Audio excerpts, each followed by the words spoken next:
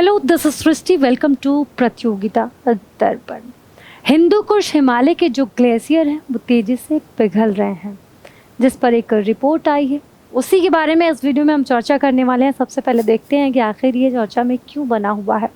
आगे बढ़ेंगे और देख लेंगे। देखिए, काठमांडू स्थित international centre for integrated mountain development ICIMOD के शोधकर्ताओं ने हिंदू कुश हिमालयी क्षेत्र के ग्लेशियरों के पिघलने को लेकर एक रिपोर्ट, जिसका शीर्षक देखिए, water ice society and ecosystems in Hindu Kush Himalaya, जारी की है।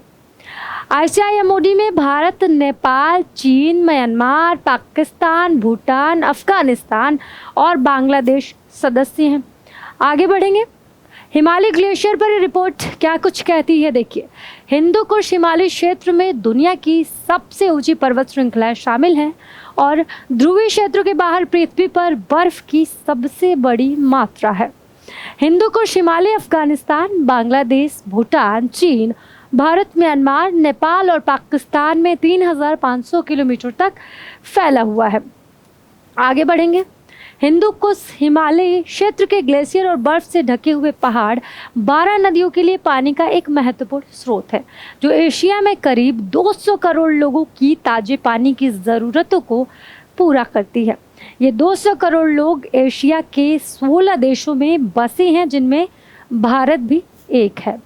इनमें से 24 करोड़ लोग वो हैं जो हिमालय के पहाड़ी क्षेत्रों में रह रहे हैं, जबकि 165 करोड़ निचले इलाकों में बसे हैं। आगे बढ़ेंगे।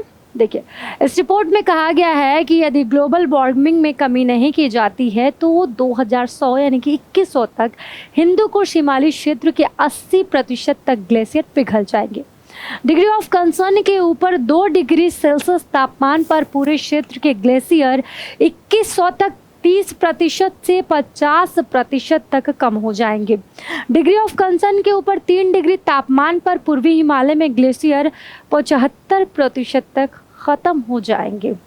रिपोर्ट बहुत ही ज़्यादा हैरान कर रही है, परेशान भी कर रही है। देखिए, वहीं डिग्री ऑफ कंसर्न के ऊपर 4 डिग्री तापमान पर ग्लेशियर 80% तक कम हो जाएंगे।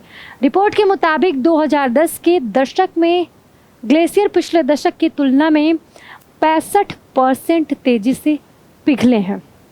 आगे बढ़ेंगे। देखिए, इस रिपोर्ट में हिंदू कुश हिमालय में रहने वाले लोगों के लिए गंभीर चिंता बताई गई है। रिपोर्ट में पाया गया है कि क्षेत्र की गंगा, सिंधु और मेकांग समेत 12 नदी घाटियों में पानी का प्रवाह आने वाले वक्त में चरम पर होने की संभावना है। परिणाम ये कि इससे 1.6 बिलियन से ज़्यादा लोग प्रभावित हो सकते हैं। आगे बढ़ते हैं। देखिए, इसकी वजह से इस पर निर्भर लोगों और जीवों के अस्तित्व के लिए खतरा पैदा हो जाएगा।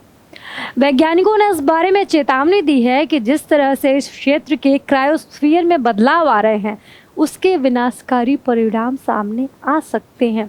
इसलिए ये रिपोर्ट चिंता का विषय बन गई है। आगे बढ़ेंगे। असर क्या होगा ये देख लेंगे। देखिए, शोधकर्ताओं ने आशंका जताई है कि ग्लेशियरों के तेजी से पिघलने से भयंकर बाढ़ और हिमस्खलन होगा, जिससे लगभग 2 अरब लोगों के जीवन और आजीविका पर असर पड़ेगा।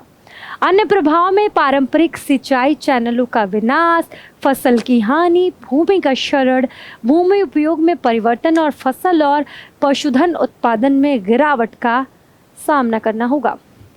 बर्फों के पिघलने से खतरनाक हिम नदी झील बना सकती है।